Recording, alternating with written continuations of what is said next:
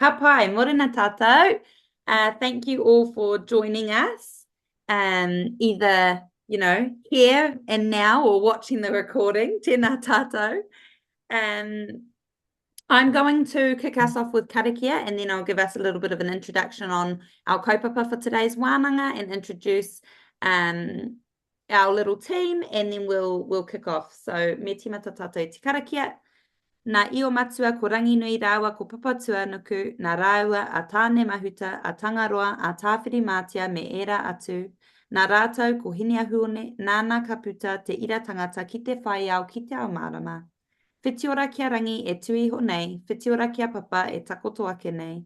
Ti hei mauriora ki te tai au e whakātu mai nei, hei ako, hei tohu, hei manaki. Whakamaua kia ita, kia tina, kia toa. Hui e! Ai ki e. No reira, ai, a tamari e tātou. Today's kaupapa, as you would have seen, we've had a little bit of a change. So originally this was meant to be winter wellness with Moko Morris, but life happens and we've had to pivot. And we've still got an excellent webinar here for you. We are focusing on 10 tips and tricks to parakore your kitchen with Shirley Simmonds. And just to introduce myself, Kōwae Akoranga, ko aroha nui West, tōku ingoa huri tēnei no te aroa whānui, and kaimahi here at Parakore. So does anyone else want to say anything or should we just jump into it and I'll pass over to Shirley? Aye, let's go. All right, tēnā koe, Shirley. Kia ora, tēnā tātou katoa. Thank you for this tono to come along today. Mihi nui kia koutou kua hono mai I te ata nei. Hei tīmata pia, he paki whanaungatanga ko waio, ko Shirley Simmonds toko ingoa, he uri no raukoa ki te kaukauroa pātitere, ngā te huri te hapu, ko puki tū kei te wāutu te marae. He uri hoki no Ngāpuhi, no Mangamuka, tōku kuia, he hononga hoki ki Ngāti Tū Wharetua.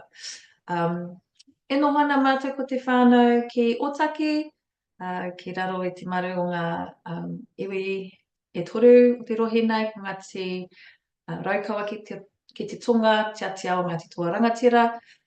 He hononga hoki aku tama toko rua ki te rohi nei, ki Ngāti Toa hoki.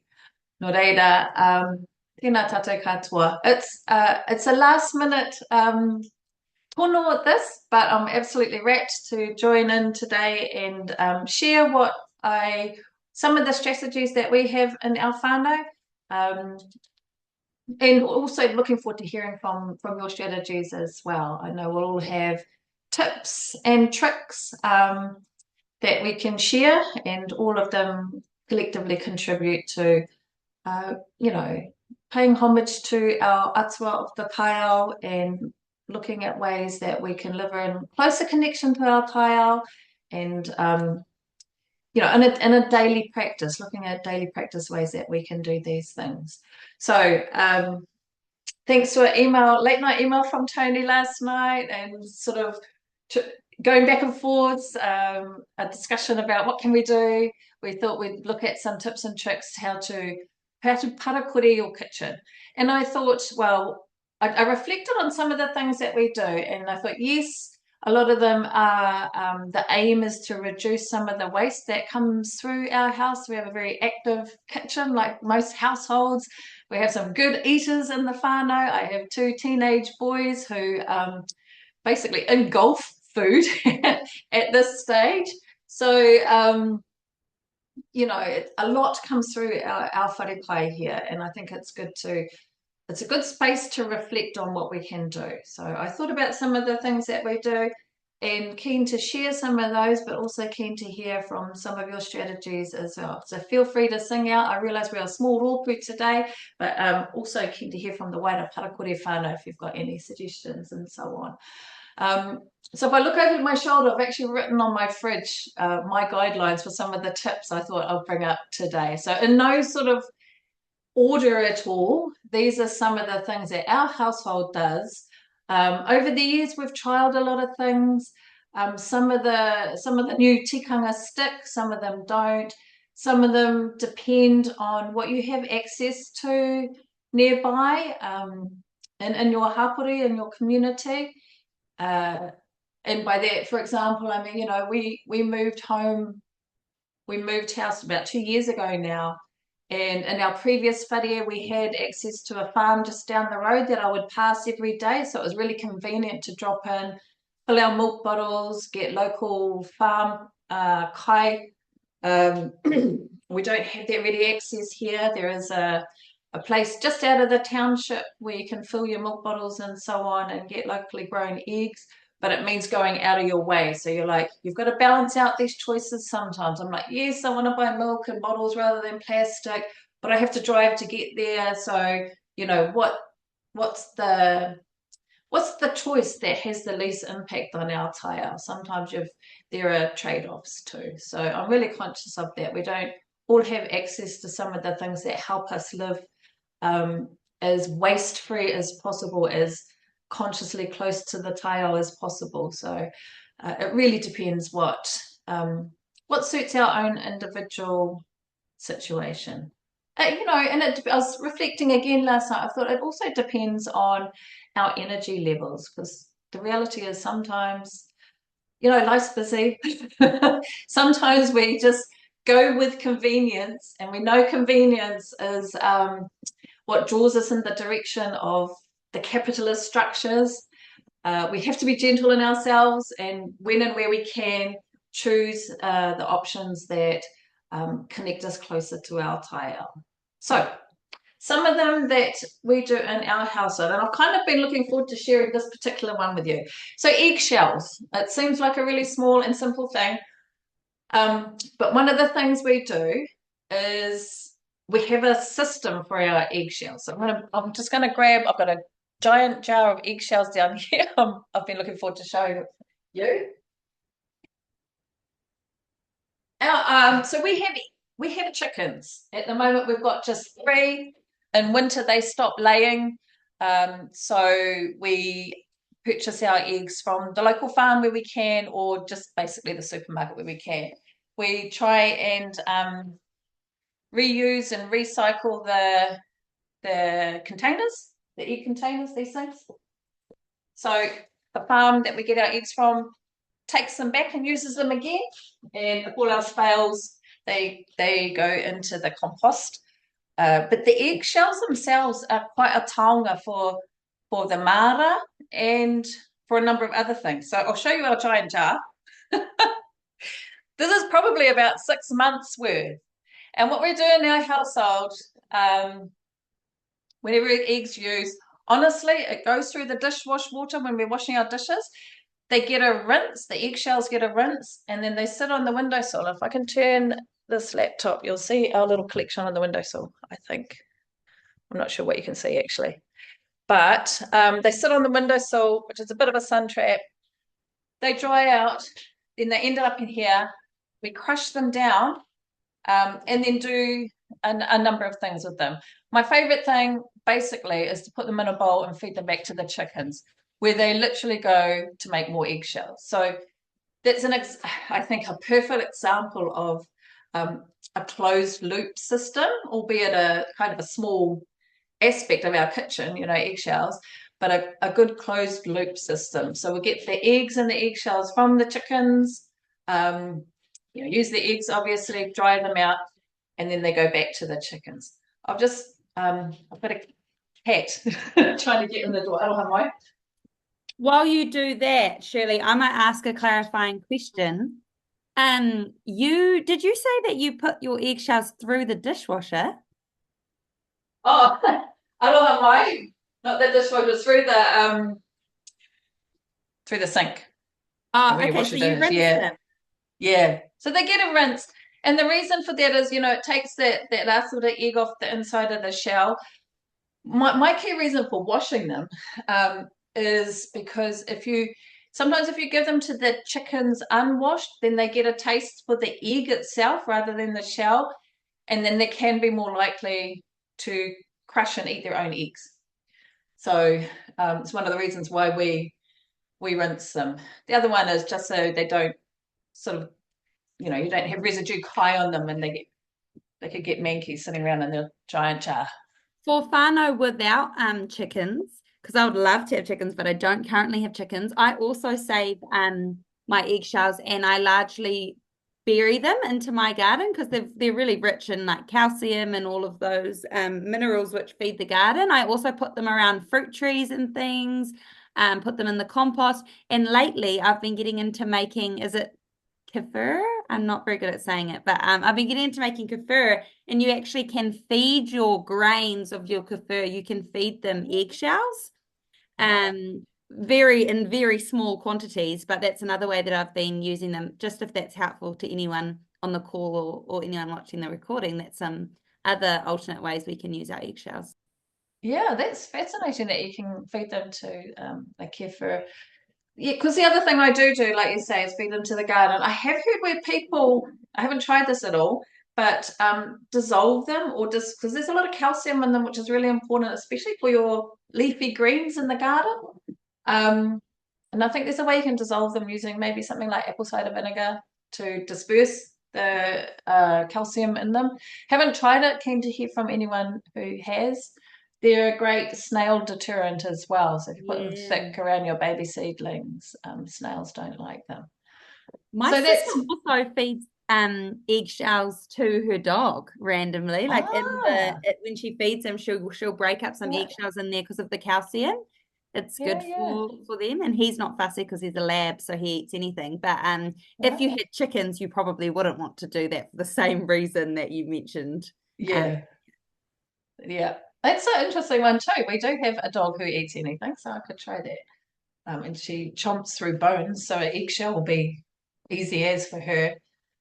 So yeah, that was one I thought, and I thought it's a really good example, like I say, of a closed loop system. Get the shells from our chickens, use the eggs, and the shells go back to the chickens. There's one little loop in your household, and I think in terms of finding strategies to minimize waste in our household, it is really good at looking at ways we can close the loop because that sort of straight line industrial capitalist type extractive process goes against our way of thinking, our tupuna way of thinking, of living in close connection with our taia. Closing the loop is a key way to bring that connection back and back into our consciousness.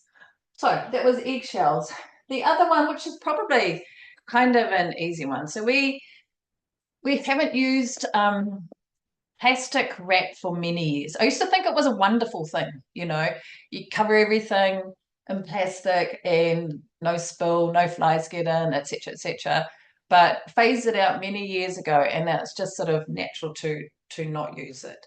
And some of the really easy ways to cover food in our household.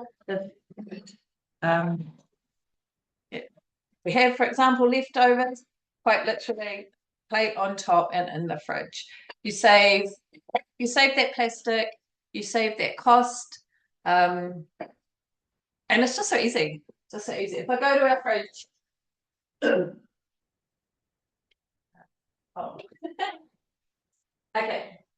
So reusing plastic containers, there's leftover pasta in an old yogurt tub, and there's something that's quite literally not covered. So a wrap from last night, it won't last much past 3 o'clock when the boys get home from kura today. So, there's no harm, if you like, in it sitting in the fridge for a day or so. I think we can be, we do want to be food safe, but we can be overcautious sometimes in wrapping things and worried about them drying out or getting contaminated or something. There's a bit of a balance there that we can strike. So that's another thing. We do have as well sort of wax wraps. I'll find some. And to be honest, we don't use them that much. That's a wax wrap. They are good for cheese. They're good.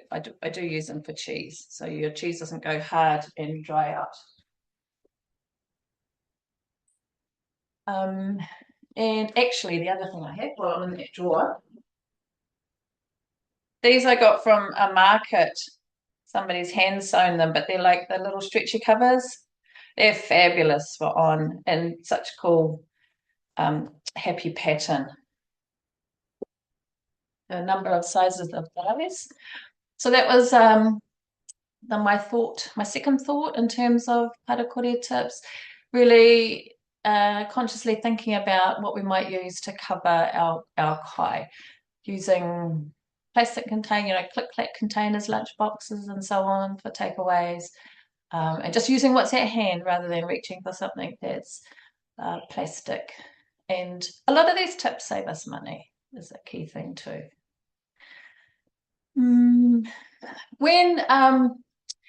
When I was thinking about what we could do to reduce waste in our household, I tried to divide our sort of shopping list, if you like, into sections and choose a section to parakore up, if that makes sense. So one of the easy wins I found in terms of what you might purchase in your any given week or on your shopping list, one of the easy ones is fruit and veggies. So years ago, just made a clear commitment to not purchase fruit and veggies in any kind of packaging. It is actually a lot easier now. You might remember not too long ago they had the plastic bags in the supermarket for your fruit and veggies. It's a lot more accepted now at the supermarket checkout that they don't mind if your apples roll all over the scales and so on. It wasn't that long ago that it was a bit of a foreign thing. So if it's about making a clear commitment to do something and then ensuring that you do it. We have a number of the sort of gauzy bags. These that weigh next to nothing. And you can put your fruit and so on and weigh them at the checkout. A lot of the time I forget them, to be honest. These you can purchase them, but this one here, we actually got a whole lot of samples from a curtain shop, a fabric shop, and they have those sort of display things, and they were literally cut to the perfect size already. So we just had to sew across and up. It's long lost its string, but that's not necessary either. So, zero waste fruit and veggies is kind of an easy one. Our ultimate aim is to grow as much as we can. When we do purchase it, avoid using packaging and so on. And the other thing we do is reach out to our hapori, to our community, and look at sources in the community for locally grown fruit, and we can get them without the packaging. Paper bags used to be a real taonga, kind of a rare thing. But since plastic bags got out of the supermarket, paper bags are more common now, which is it's a mixed thing to me. It's like great, but I feel like they're kind of overused. They still draw on our taiao, they still come from our rākau.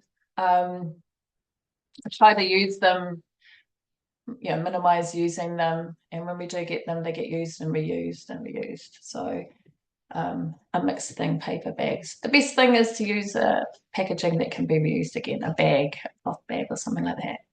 Yeah. So that was our other thought in terms of parakore. And that comes back to those closed loop systems that you were talking about as well, eh? And those mesh bags, they're actually quite cheap as well. Like you can buy them from the supermarket, a pack of like 5 for $3, they're quite affordable. And I try, because I'm kind of likely to forget them as well. So I try and keep them in my car in like a New World bag, so that when I go shopping I can just grab that New World bag and it's got all of my mesh bags in it, and I'll just put it in the trolley and fill them up. So that's a good little trick to make sure that we're remembering them. But you're right, we do overuse those paper bags. When I do use them, I'm just trying to engage with you a little bit, Shirley, so you don't feel like you're talking to yourself. In those paper bags, I reuse them, and then when I'm done with them, I compost them. I even bury them in the garden. I'll literally fill them with my food scraps. I'll use it as a compost bag instead of an ice cream container. I'll fill the paper bag, and when it's full, I'll bury the whole thing or put the whole thing in the compost. Or last resort, put it in the fire, and then obviously the ashes from the fire can go back into the garden. So really using your closed loop whakaaro as like the basis of these actions. Nō reira, Yeah. Shirley. Yeah, yeah, kia ora, absolutely. And sometimes it's about, reassessing our own practices and doing things like you say, ensuring we do things like remembering to take the bags and make that a new tikanga for yourself and for your whānau where you can. One of my favorite things to grow that I find most satisfying to harvest alongside potatoes would be beans. So my other tip is where we can to grow and then store our own kai. This year I grew two main types of beans. I think they're borlotti beans and cannellini.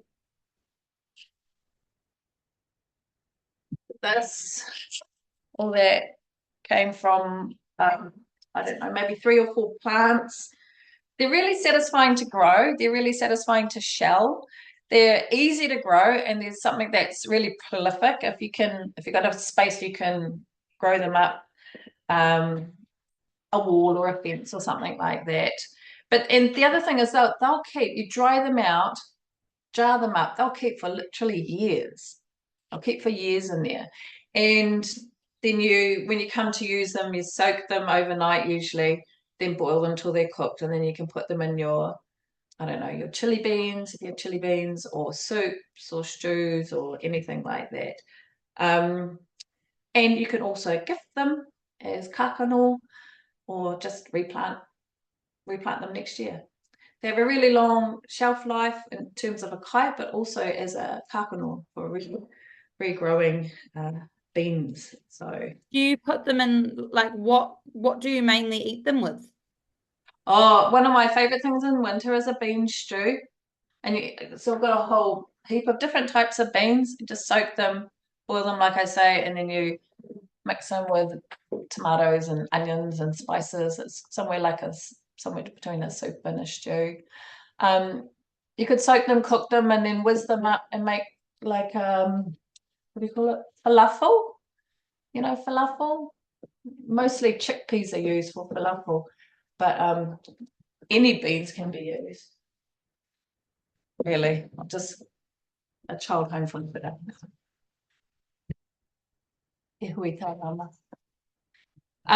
so that was my other kind of key tip: grow and store. Maybe I took some Parakore whānau might remember when they were this high. That's my oldest boy, Tamiana. And so we grow as much as we can. We don't have a huge mara here, but I've packed in every little corner, all sorts of different things. I love doing jams and pickles and chutneys, so that would be one of my other main ways to store kai and use up leftovers. Just pickle them and put them on the shelf. You can see a bit behind there. Yeah.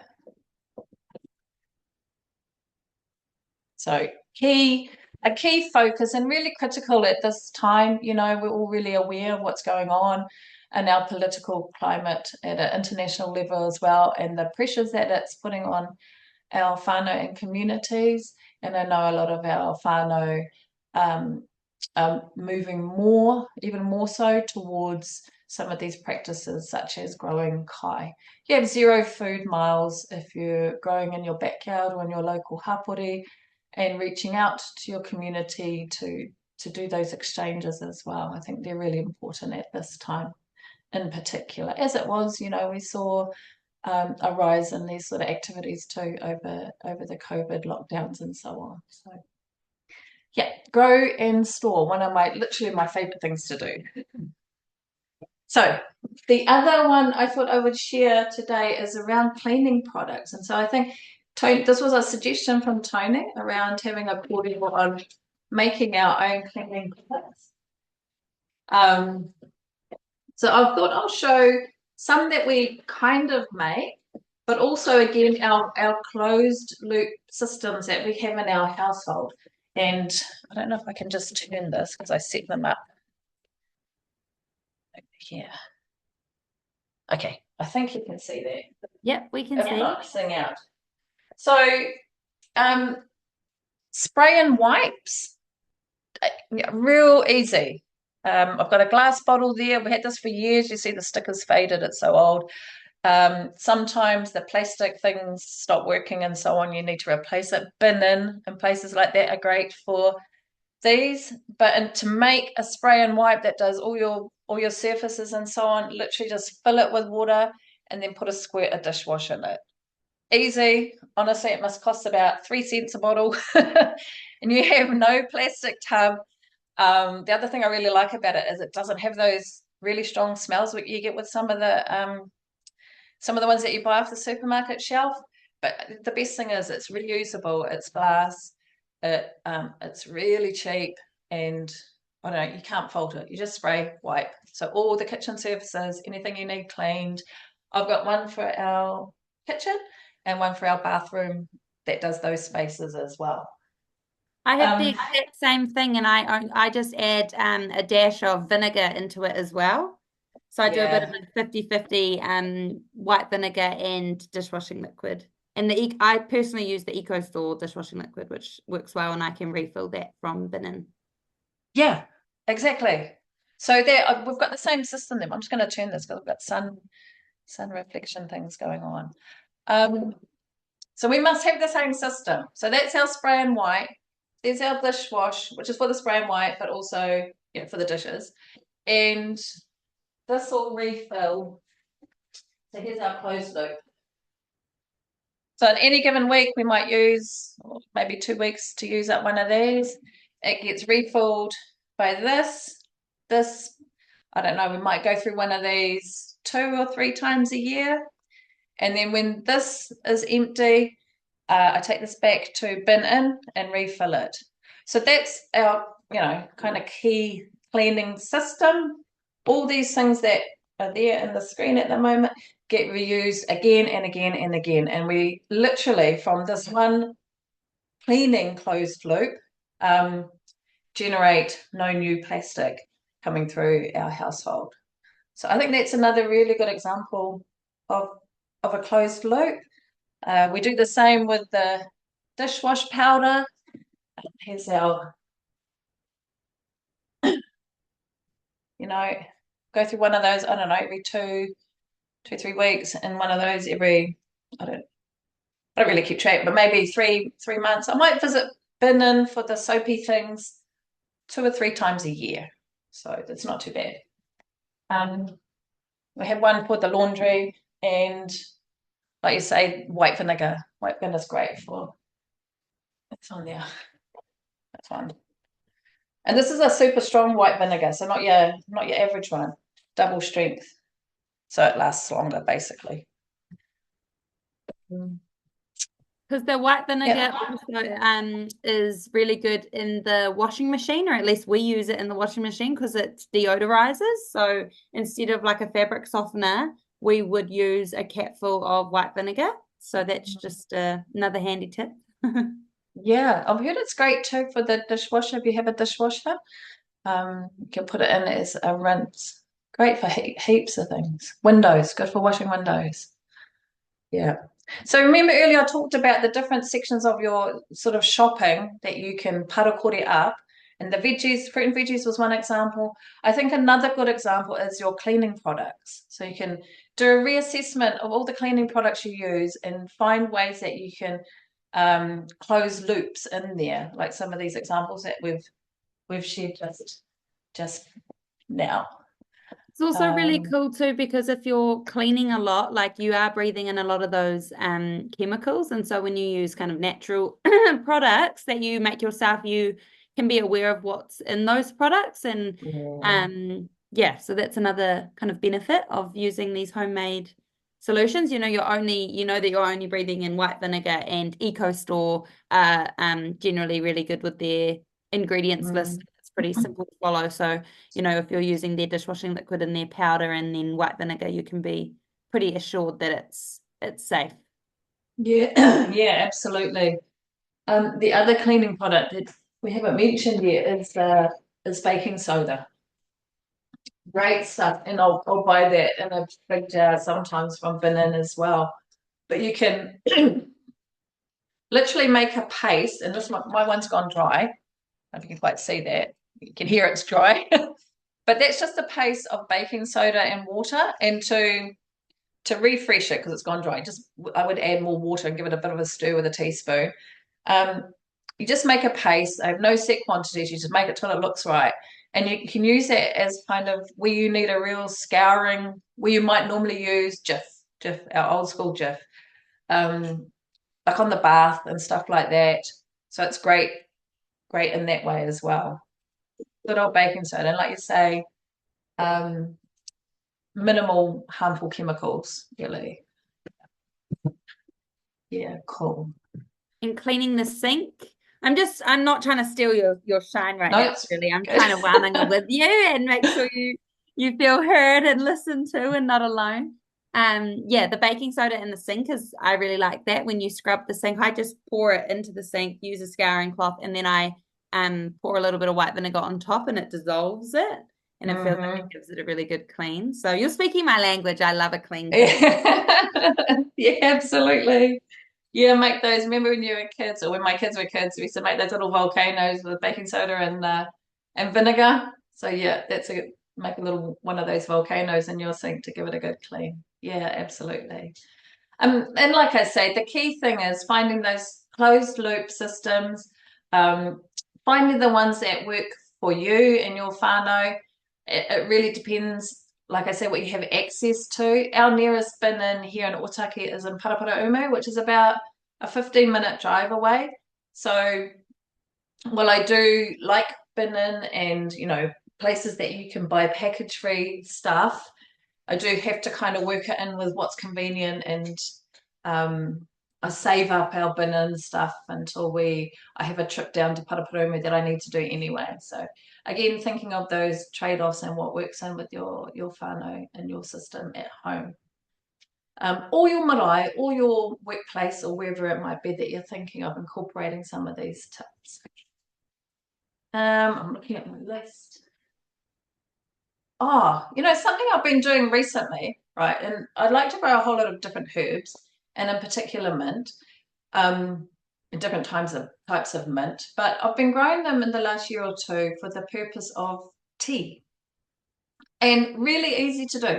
So something like mint, and if anyone's ever grown it, you'll know it can grow rampant, which can be either a blessing or a curse. But if you're growing mint for the purpose of saving it for tea, then it's a blessing. So I've got a couple of examples here. This one here, and I know you can't smell it, but it smells fabulous. It's a peppermint. At this time of year, it goes a bit dormant. So I found these ones hiding under a spinach out of my garden. In spring and summer, they just grow rampant. You have absolute abundance of mint. Once you've got it, it can go crazy.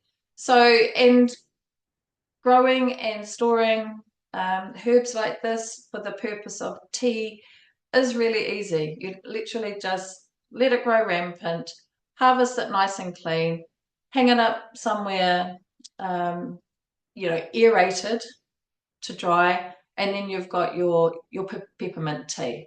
And it saves you buying the packaged ones in the supermarket.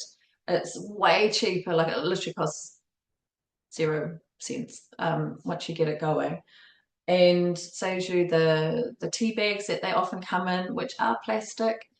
So growing tea is one of the latest things I've sort of taken to. I'm not very good at drinking water in any given day, but I will drink tea. So I figure that's the way I'm getting my water.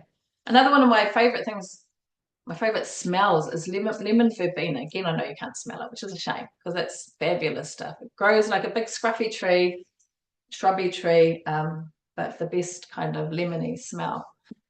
And so there's heaps of things that you can grow that easily convert into a tea. I think maybe they're more technically called a herbal infusion, or I don't know, there's a number of names for them, but a tea. And yeah, like I said, I've got about 8 or 10 different types of mint. Lemon balm is of the mint whānau, and that's one we're often familiar with. And I've got a lemon balm, an orange balm, a lime balm, chocolate mint. That's a fun one. It smells like after dinner mints. It's great. Oh, and somebody's just popped up pineapple sage. Yeah, mine's in flower at the moment, which is a beautiful color in the Mara at this time. And I think pineapple sage is a whanaunga of mint as well. Another one that grows rampant, but smells and tastes gorgeous. So that's my other kind of tip. And then it saves us, like I say, again, reaching for the supermarket teas, and then we have that connection to it, having grown it at home. Oh, and someone's popped up. Yeah, really nice in a cold drink. That did look like a cocktail glass. But yes, very nice, either hot or cold. Yeah, cold. I did try growing at our marae. I actually bought a tea, for the regular tea leaves. It's a type of a camellia, and I bought one to plant at our marae. It unfortunately, didn't survive, which I think it fell victim to a weed trimmer or something. But I think I'll give that a go again. Our marae goes through a lot of tea, so I think it'd be great to grow that. Yeah. Okay. Even kawakawa tea? Oh yeah, yeah. And Mm. that's I know that intended kōrero for today was around winter wellness, but that's definitely one of our whānau go-tos if anyone gets unwell is the kawakawa. Oh, and you might see in the shelves behind me some of my collection of jars.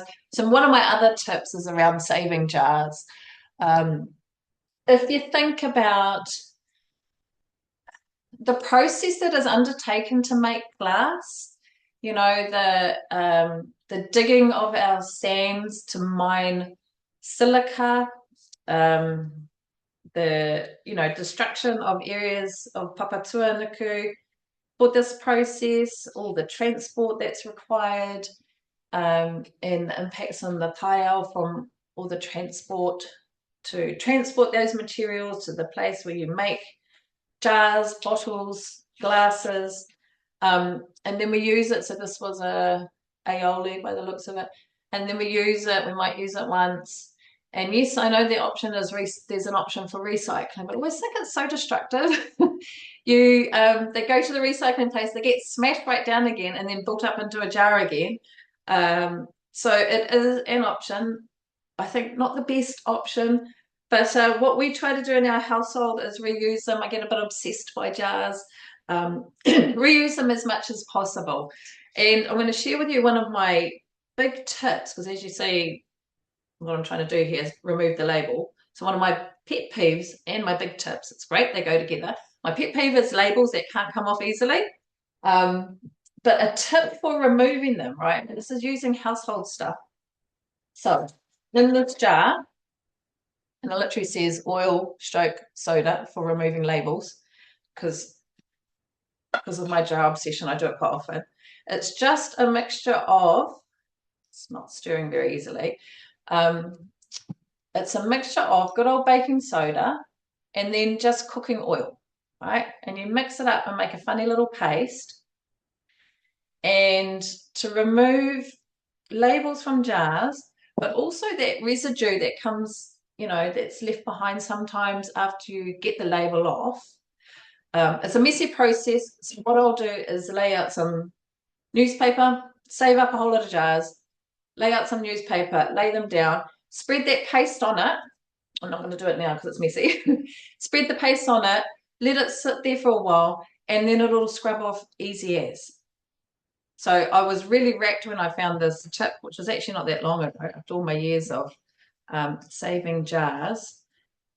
And sometimes what I'll do is scrape off, when it's been sitting on the jar, scrape it off, put it back in the jar again to reuse. I know I'm not going to eat it or anything like that.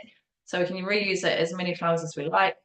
But it's really effective for taking that adhesive off, that residue that comes, wrong lid, comes with our jars sometimes.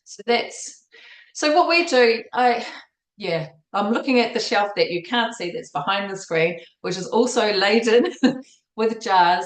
We'll reuse as much as we can in the household.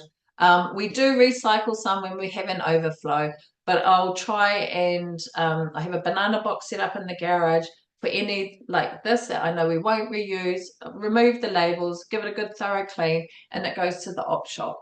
Honestly, in autumn time when everybody's bottling and harvesting and jamming, op shop jars are a tino taonga. So they have a hope, a chance at another life if they end up in one of those closed loop streams. Can get obsessive though, saving And jars. just to tautoko your kōrero, it is super energy intensive to recycle glass. So, and as Shirley mentioned, it goes through this recycling process, gets broken down and rebuilt into a jar, but it was already a jar. And so if you can like put it in the dishwasher, sterilize it and just keep reusing it and reusing it, like that is the most ideal closed loop system that there is. And I also have you could probably call it a junk drawer. It's like you open it, chuck it in, and shut it quickly before everything falls out. But it's just completely filled with jars and containers. Yeah, so total your sentiment of just reusing what we already have. Because even those plastic containers, I do keep them as well.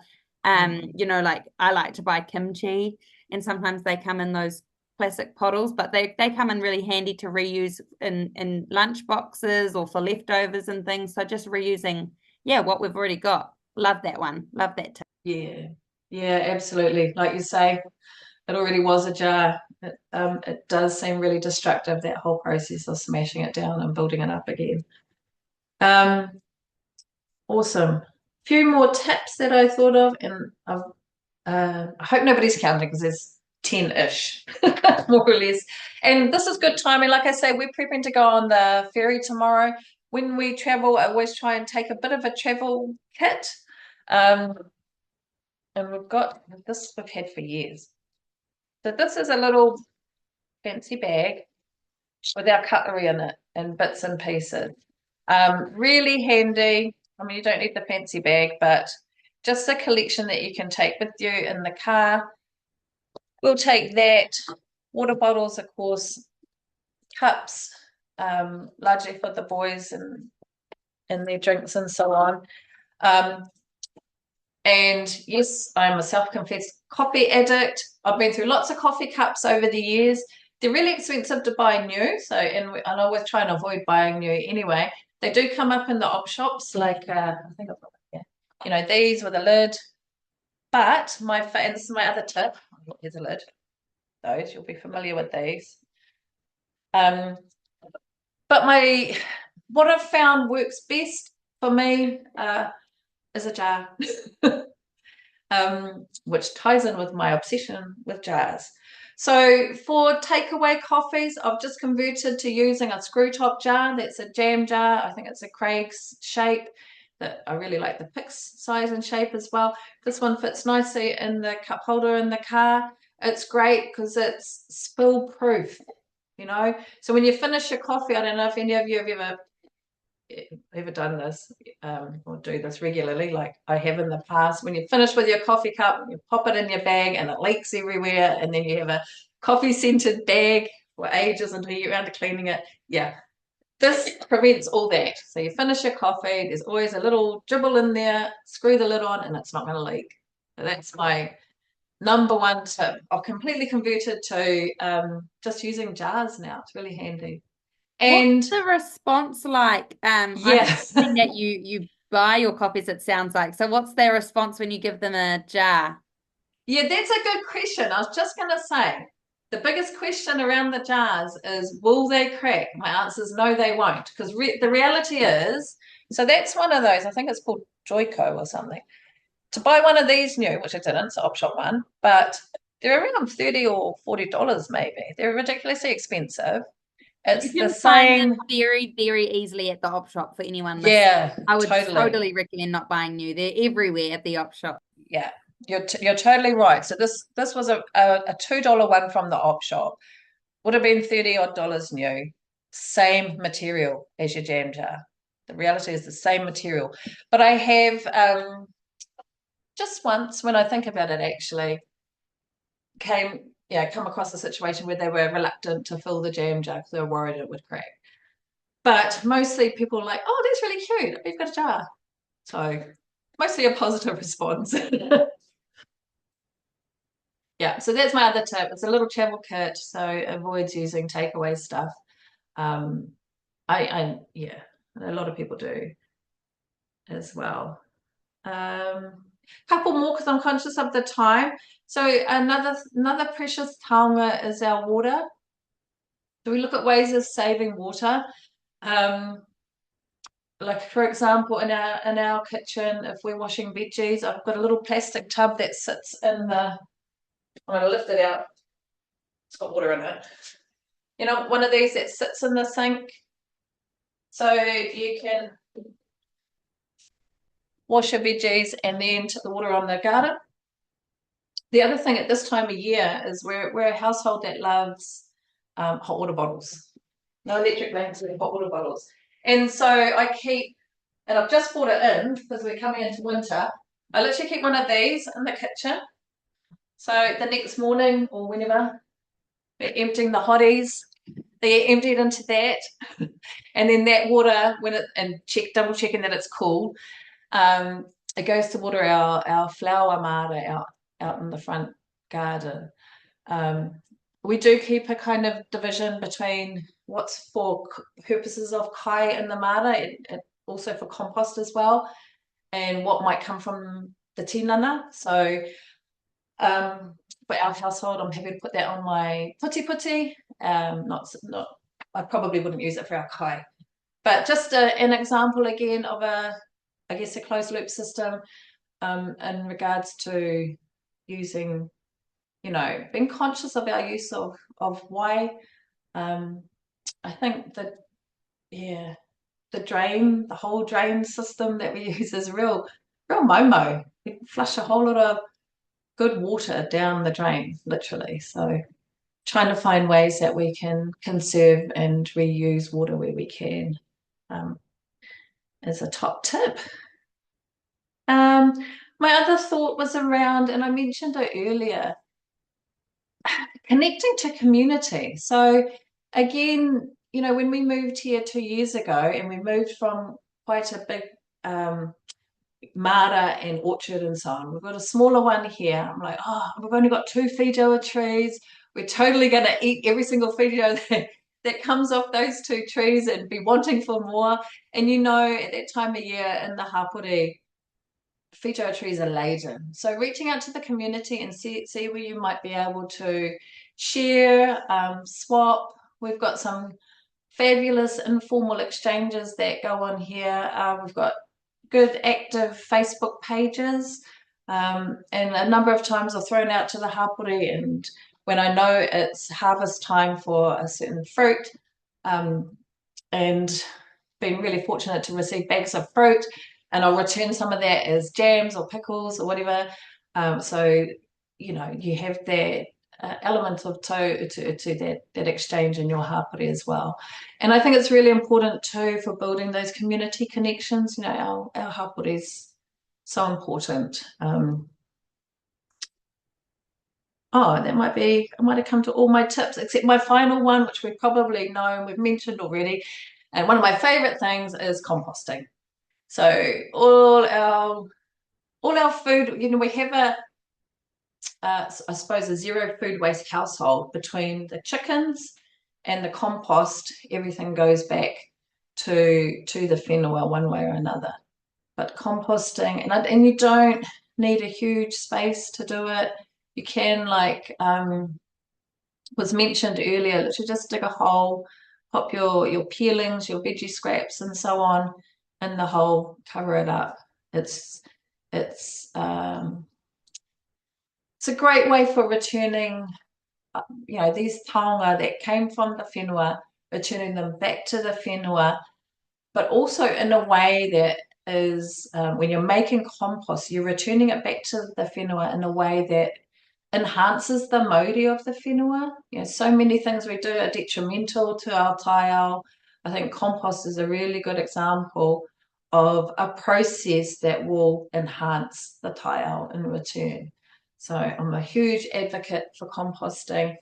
We've got 2 containers in the kitchen. I don't know if I dare show you our compost, but I've found stainless steel bins. It's really easy to wash. I've had plastic buckets over the years, and they do after some time deteriorate.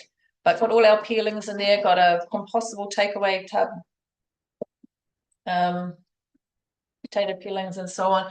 We have 2. We have lots of coffee, a little one that sits on the bench for coffee grounds, and that'll get washed more often than the big one, so it's just a bit more convenient. And out in the Mara, we have a number of the big plastic compost bins, which again are great to use, but if you don't have them, you can just dig a hole or just throw it in the corner. It's really, it is actually a really easy thing to do, to return things that came from our whenua, return them back to the whenua is at the core of one of our parakore tips for composting, because some of the kind of hesitancy to adopt composting methods is in relation to the odors, the smells, and also sometimes you can get fruit flies and things like that that are attracted to your compost bin. I've personally had an issue with fruit flies, and so just if anyone else is listening and has had those same issues, I've found using something with a lid.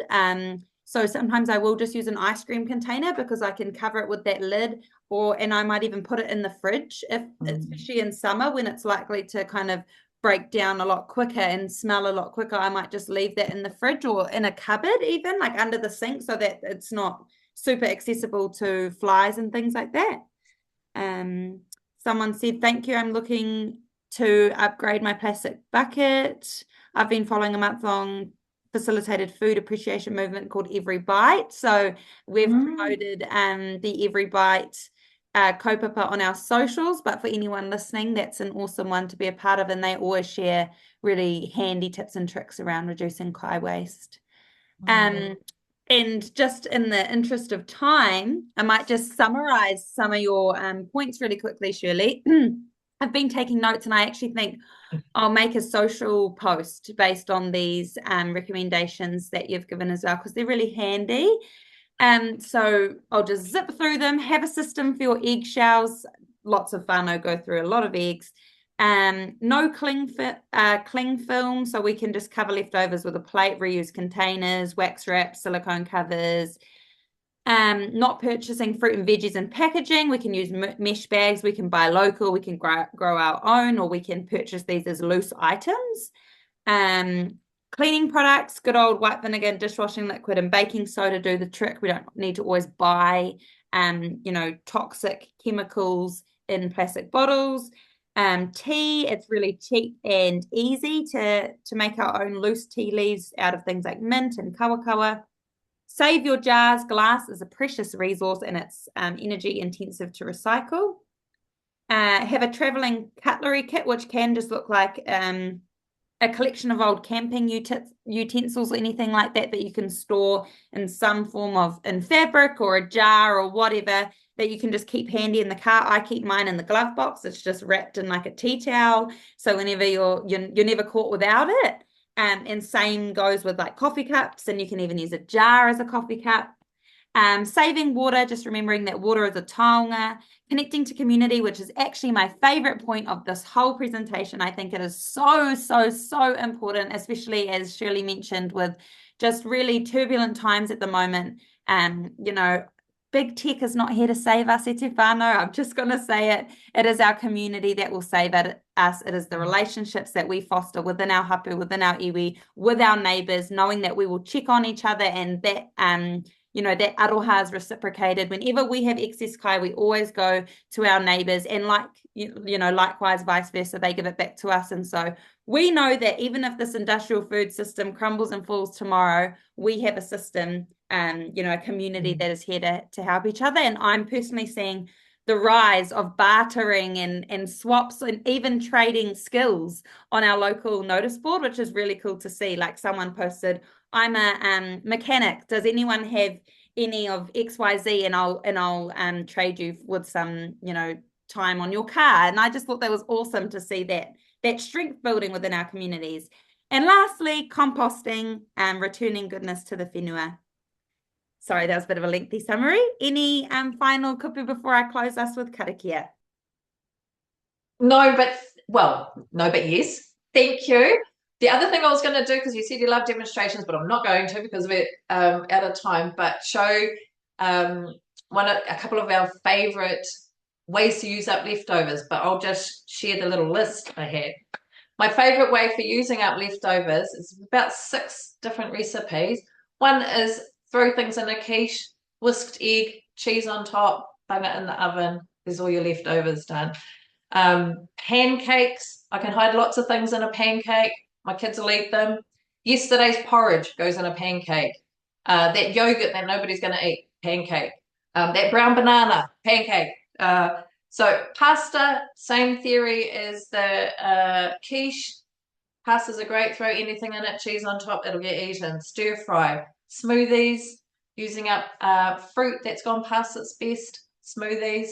Those are some of my favorite recipes for using up leftovers or things that have reached the end of their, let's say, shelf life. And even your teenager might not reach for it. So my final tips. Kia ora, and thank you. Brilliant. Tēnā koe, Shirley. That was awesome. You always do a great job whenever you come on and share your mātauranga with us, and we're really grateful to have you come on, especially last minute, and those were fantastic tips. So thank you very much. We will circulate the recording, and the Learning Bite will be created out of your kōrero, so we'll circulate this recording and the Learning Bite within the next week. And I just want to thank our small but mighty attendees today. We did have close to 50 registrations, but yeah, as you know, life gets busy, so not everyone turns up on the day, but we always have quite a strong influx of people asking for the recording, so I'm sure this will get quite a few views, and I'll make some social media content out of it as well. Nō reira, tēnā tātou, thank you all for coming along today, and I will close us in karakia. E rua te wānanga kua kitea te aroaro whenua e whirawhira nei. Kia mau ai te mea tata hei pautokotoko mō mātou e mana ko nei. Kia u, kia mau, kia tīna, tīna. Haumi e hui e. Tai. Hi. Kia ora.